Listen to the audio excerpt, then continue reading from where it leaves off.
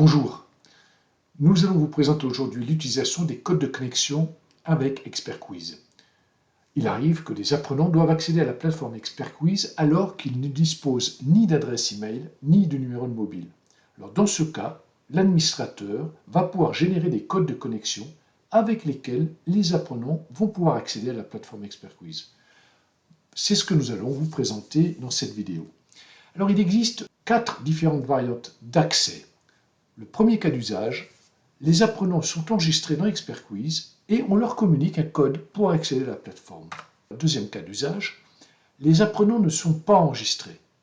On communique à chacun d'eux un code personnel avec lequel ils vont pouvoir se connecter et s'enregistrer. Troisième cas de figure, les apprenants ne sont toujours pas enregistrés. On communique à chacun d'eux le même code avec lequel ils vont pouvoir se connecter et s'enregistrer. Et enfin, quatrième cas de figure, les apprenants accèdent aux activités de formation à l'aide d'un code, qu'il soit ou pas inscrit à la formation. Alors tout d'abord, voyons comment activer les codes de connexion. Sélectionnez Réglages entreprise, puis dans le menu Paramètres, allez sélectionner la section Contrôle d'accès et MFA, et puis activer Utiliser les codes de connexion enregistrés.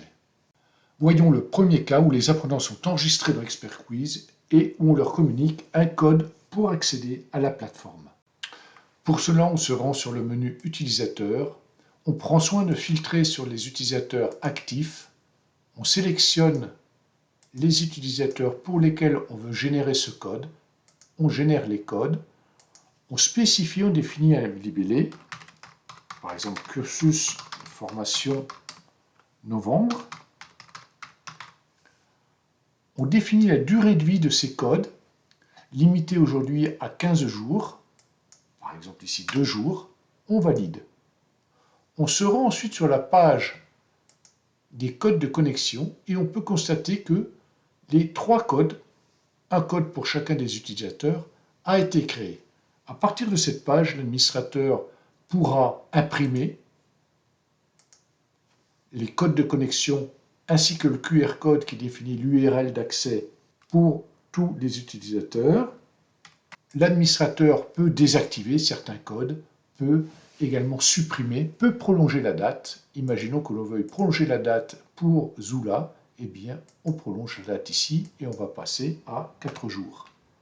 On enregistre. C'est à partir de cette page que l'administrateur pourra soit communiquer l'URL, soit communiquer le QR code à l'utilisateur. Imaginons ici que l'administrateur communique ce code à Zula. Voyons maintenant comment Zula va se connecter avec le code que lui a communiqué l'administrateur. Zula va sélectionner le 3e item ici. Cliquez ici pour vous connecter avec un code de connexion à 6 lettres. Elle saisit son code de connexion, puis arrive sur son espace apprenant, sur lequel on lui rappelle le QR code et l'URL d'accès à son espace apprenant. Point important ici, quand on utilise le code de connexion, on ne bénéficie plus des fonctionnalités administrateurs ou des habilitations spéciales. Seules les fonctionnalités liées à l'espace apprenant restent actives. L'autre moyen pour Zula consiste également à coller l'URL, ce qui lui permet d'accéder directement à son espace apprenant. Voyons maintenant le second cas d'usage. Celui-ci va permettre à des apprenants non encore connus sur la plateforme de se connecter et de s'enregistrer comme utilisateurs. Pour ce faire, l'administrateur va générer autant de codes que nécessaire en apportant les précisions suivantes. Alors, comme précédemment le libellé de la page de connexion, cursus formation novembre. Le type de collaborateur, on sait que celui-là a une influence sur les options de menu qui seront présentées et le design de l'espace apprenant. Le groupe, qui aura une influence sur les contenus pédagogiques qui seront mis à la disposition de l'apprenant. Alors, ce groupe est optionnel. On peut également créer un nouveau groupe. Le nombre d'utilisateurs, imaginons qu'on souhaite ici créer 2 codes de connexion avec une validité d'1 jour. L'administrateur a la possibilité de rendre obligatoire 3 informations, l'entreprise, le matricule, l'email ou mobile. Imaginons que ce soit le matricule. Et puis, on génère les deux codes.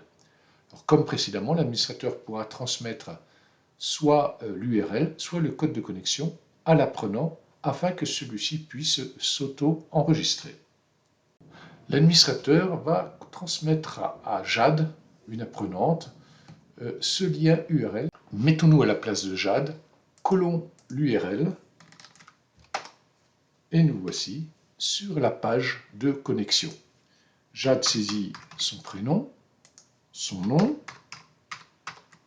son matricule et puis s'enregistre. Jade est maintenant ici, un utilisateur enregistré sur la plateforme.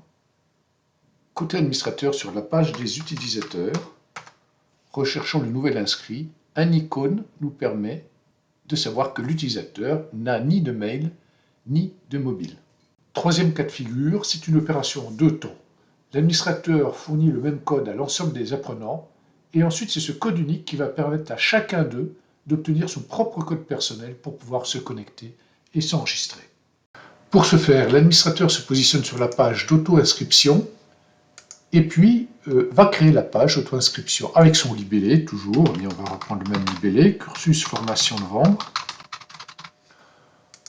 Type d'utilisateur, collaborateur, groupe, et puis on peut choisir un groupe comme toujours, ou créer un nouveau groupe. Nombre d'utilisateurs, on va décider qu'il y a 4 nouveaux utilisateurs, et puis on a la date de validité de cette page d'auto-inscription. On va définir qu'elle est valide donc du 1er novembre par exemple, au 10 novembre 2022. Et puis, ici, on va spécifier la durée de validité, non pas de cette page d'auto-inscription, mais du code qui sera généré pour chaque utilisateur.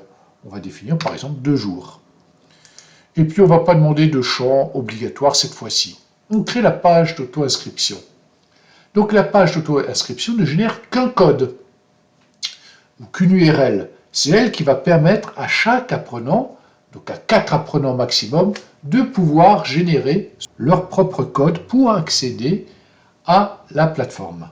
Côté apprenant, on saisit l'URL et puis on va renseigner le nom, Léo Cabani,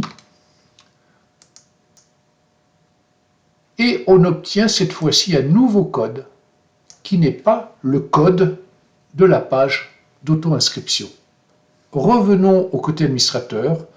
On voit qu'il reste 3 codes de connexion utilisables sur les 4 mis à disposition. Et si nous revenons sur la page des codes de connexion, on voit effectivement Léo Cabani, la première personne qui a finalement obtenu son code de connexion. La 4e fonctionnalité est associée à la connexion sans mot de passe par simple code et porte sur l'accès des apprenants aux activités d'une formation à laquelle, dans un premier temps, ils sont inscrits et nous verrons dans un deuxième temps lorsqu'ils n'y sont pas inscrits. Lorsque nous mettons en place une formation, un code de connexion est créé et une URL associée à ce code également. Nous avons ici 3 participants qui sont inscrits à cette formation. Nous allons voir comment ils peuvent se connecter avec ce code. Nous avons copié l'URL et maintenant nous allons la coller. La liste des participants s'affiche et je clique sur mon nom, jette sur Go et j'arrive ici sur mon espace de formation. Alors nous avions vu dans l'étape précédente comment des utilisateurs enregistrés et inscrits à la formation avaient pu se connecter avec un code. Nous allons voir maintenant comment des utilisateurs enregistrés ou non sur la plateforme vont pouvoir s'auto-inscrire à la formation. Alors pour ça, on va modifier des paramètres de la formation, préciser que l'on va autoriser l'auto-inscription. On peut demander également à l'utilisateur de renseigner l'entreprise, son matricule et ou son email et mobile. Si on lui demande son matricule ou email et mobile, on va les vérifier dans la base si celui-ci existe et alors on utilisera cet utilisateur. Sinon, le nouvel utilisateur sera enregistré. On va demander par exemple ici à ce que l'apprenant saisisse son email et puis on enregistre. Voyons maintenant comment l'utilisateur s'auto-inscrit à la formation. Nous copions l'URL, puis la collons comme le ferait le stagiaire. Arrivé sur cette page, on voit déjà les stagiaires inscrits à la formation. Dans notre cas, le stagiaire va s'auto-inscrire. Il va préciser donc son nom, prénom et email puisque nous l'avons demandé.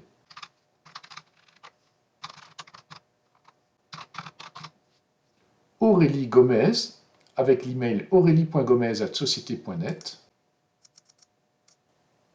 et on clique sur le bouton s'inscrire.